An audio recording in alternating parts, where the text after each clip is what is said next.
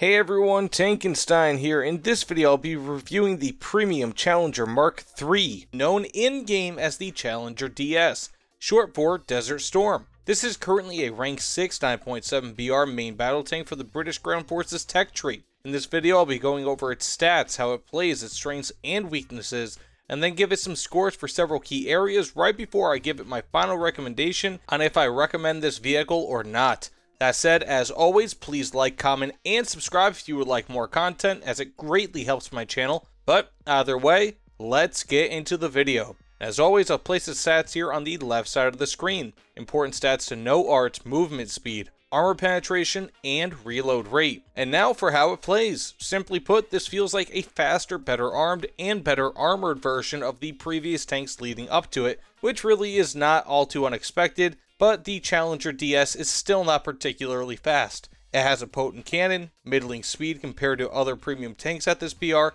and decent though not great armor, leading to this being a very much middle of the pack tank that can be quite effective, especially at a range and in a hold down position due to the shape and armor of its turret, but will still not be quite as effective typically when acting as a frontliner. It has very good ammo options, and while not even being the best for its BR, still present you with over 400mm of armor penetration at max, which will be sufficient to take out nearly all tanks from the lower glacis or side, regardless of BR. That's if you can actually get into that position, however, as other tanks, namely the XM1, T-80s, Leopard 2A4, AMX-30 Super, and a few others are very common at this BR and will be able to run laps around the Challenger DS. While quick, it is heavier and or it has a less powerful engine than other main battle tanks, making the DS better in a support role or jumping from cover to cover, as you will typically not be able to rush a capture point with it, at least not before allies or enemies reach that capture point.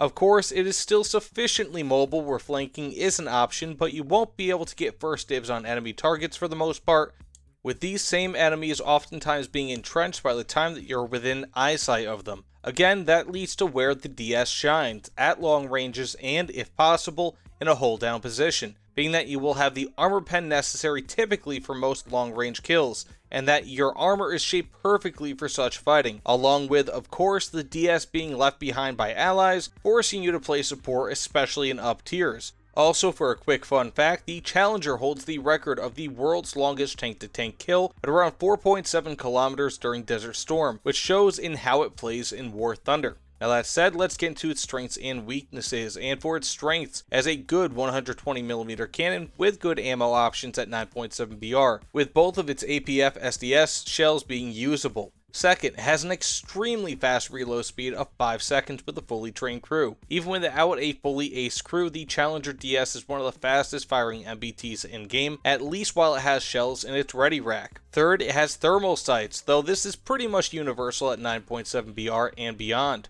For its fourth strength, it has good optics and decent zoom capabilities. Fifth, it has somewhat odd ammo placement throughout the vehicle, making it a little bit difficult to be consistently killed by ammo rack hits. And finally, it has premium RP and SL bonuses. Now for its weaknesses, the Challenger DS is fairly slow, especially when compared to other tanks around its BR. Second, it has an extremely weak and unarmored lower glacis, meaning that pretty much any type of shell will be able to penetrate and destroy your tank without any challenge. Third, it has fuel tanks that line the sides of the hull, making you a prime target for fires and fuel explosions. And fourth, while it has decent armor, it will not be able to stand up to most APF SDS shells, especially in a higher BR. And now with all that said, let's get into my scores for the Challenger DS. First, for firepower, I give it a 7.5 out of 10. This is largely because, while not being the most powerful ammo cannon combo, it is still extremely potent and has the advantage of sitting at 9.7 BR instead of 10.0 BR,